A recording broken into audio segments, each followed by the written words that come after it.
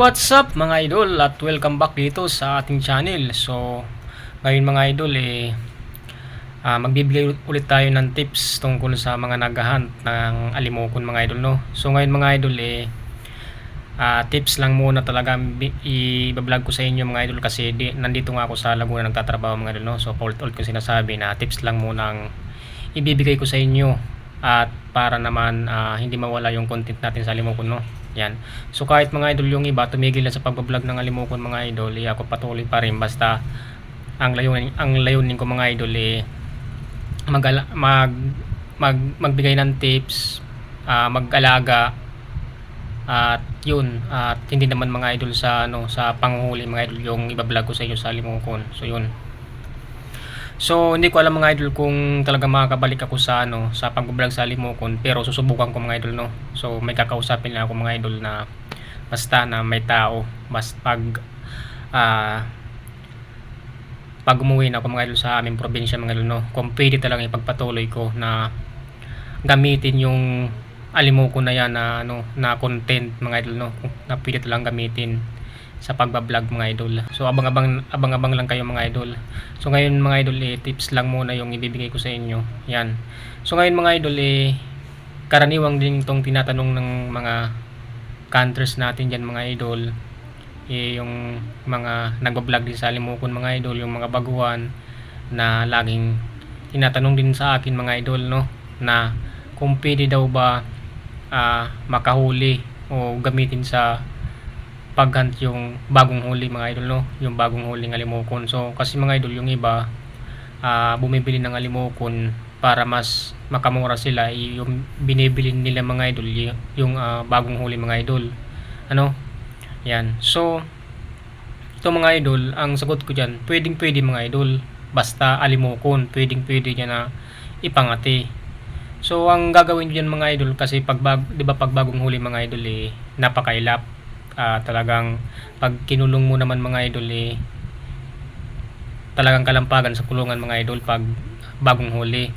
So ang gagawin mo dyan mga idol, kung talagang maghunt ka, ang gagawin mo dyan, ibubunutan mo muna ng pakpak mga idol, yung tawag doon, yung mahabang pakpak mga idol, para hindi siya nabugbog sa kulungan. Kasi pag bago mga idol, lang yan,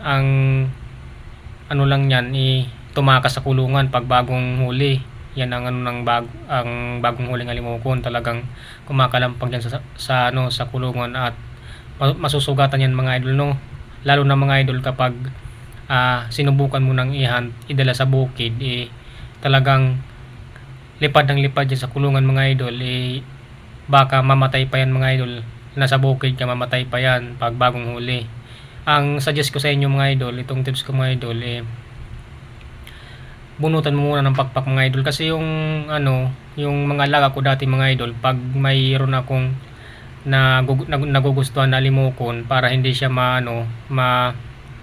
mabugbog masyado, binubunutan ko talaga ng pakpak mga idol.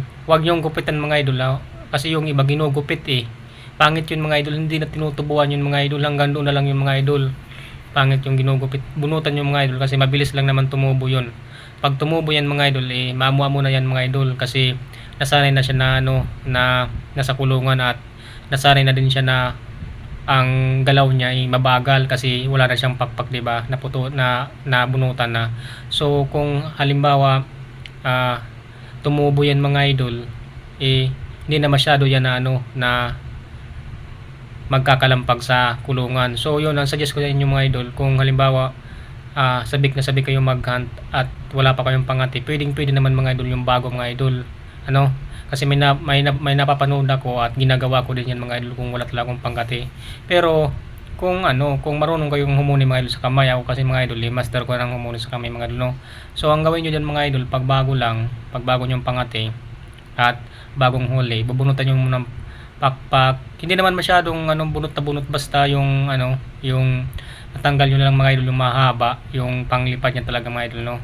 So yan. So palipasan mo muna mga idol ng mga ilang araw o kaya mga isang linggo, para bumait naman ng kaunti yung bago nyo isalang sa paghunt, So yun, dala kayo ng mga idol, ng huni, ng speaker mga idol, kasi yung iba Talagang bibihira lang sa atin mga idol na magaling humuni sa kamay mga idol, no. Yung iba mga idol, kahit na nga mga idol may napapanood ako na mga hunters ng alimokon na mga veterano na mga idol hindi pa marunong humuni sa kamay mga idol gumagamit pa rin sila ng speaker mga idol. So yun ang suggest ko sa inyo mga idol, gumamit kayo ng speaker kasi mabilis naman makahuli yan, kasi talagang tunog yun ng alimokon mga idol, no. Huni yun ng alimokon. So yun ang suggest ko sa inyo. So dito mga idol, ito naman ang pangalawang nag-comment sa akin. So ilalagay ko dito mga idol, no. Yan. So mayroon din siya mga idol na na pangati mga idol. Umuuni daw sa bahay pero sa bukid hindi. At ang tanong niya mga idol, ginagamitan pa daw niya ng speaker. Kasi sa bukid umuuni daw. So ang tanong sa akin mga idol kung baka daw mga idol hindi natuloy humuni kasi speaker lagi yung naririnig ng pangati niya, no.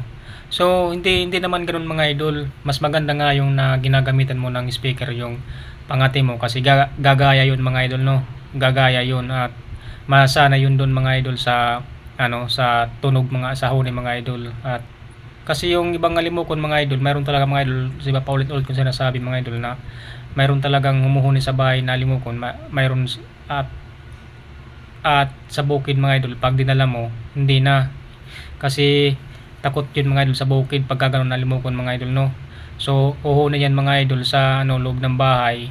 Kung halimbawa yung loob ng bahay nyo ay madilim yun, saka yan uhuni yan mga idol sa may medyo madilim mga idol. Parang may na-experience ako ng gano'n na limokon. Pero pag dilabas mo mga idol sa labas sa maliwanag na lugar, yun hindi na mauhuni at natatakot mga idol, no. So pwedeng gamitan ng speaker yun. Wala namang masama mga idol na gumamit ng speaker mga idol. Wala namang yan sa epekto sa pangati nyo mga idol. Mas maganda pa nga yan at gagaya yung yung pangati mo. Pero mga idol, siguraduhin nyo yung bagong alimokon nyo kumakain na mga idol pag inanit nyo mga idol, kasi mamatay yan pag hindi pa kumakain, pag bago pa mga idol. So basta yung suggest ko sa inyo mga idol, bunutan nyo ng pakpak. Kung hindi pa kayo marunong huni sa kamay, dala kayo ng speaker. So pwede yun mga idol, lalo na mga idol maraming alimokon sa lugar nyo, makakahuli yun mga idol, no. Kasi yung speaker mga idol talagang tunog yan ng alimokon, kasi download lang mga idol yan, huni talaga yan ng alimokon. So mabilis ka mga idol makapagpalapit yung huni sa speaker mga idol lalo na mga idol yung speaker nyo mga idol maganda yung tunog mga idol, no. Kasi mayroong speaker na basag hindi na lalapitan mga idol ng alimokon, kasi parang hindi na alimokon yung huni mga idol basag na kasi yung speaker. Dapat ang dadalhin yung speaker mga idol yung maganda pa ang tunog mga idol, no. Talagang yung klaro talagang huni ng alimokon mga idol. So yun. So yung iba naman mga idol nagsasabi mga idol matutruma daw mga idol pag binunutan. Totoo naman yun mga idol, matutruma talaga yung alimokon. Pero yung bagong huli mga idol dating truma na yan mga idol, pwede nyong bunutan yan mga idol. Kasi ang usapan nga natin dito kung pwede bang pangati yung bago. Kaya yun ang suggest ko sa inyo mga idol, bunutan mo muna, kasi talagang hindi mo magagamit yan mga idol pag hindi mo binunutan maiinis ka lamang mga idol pag dinala mo yan mga idol sa gubat mga idol pag naglalakad ka. Kaya dapat bunutan mo mga idol at dala kayo ng speaker. So ang iba sinasabi matutruma daw. Matutruma nga mga idol pag wag nyong bunutan yung matagal nyo ng alaga. Wag sa bago lang mga idol, no. Kasi habang natubo yan mga idol makakalimutan niya din yun at aamo din yan habang tumutubo yung kanyang yung kanyang pakpak mga idol. So yun lamang mga idol yung vlog natin ngayon mga idol, no. So nagbibigay lamang ako ng mga tips dito sa mga baguhan na naghahunt at nag-aalaga ng alimokon. So yun, maraming salamat sa inyong lahat sa panonood at God bless sa ating lahat. Salamat.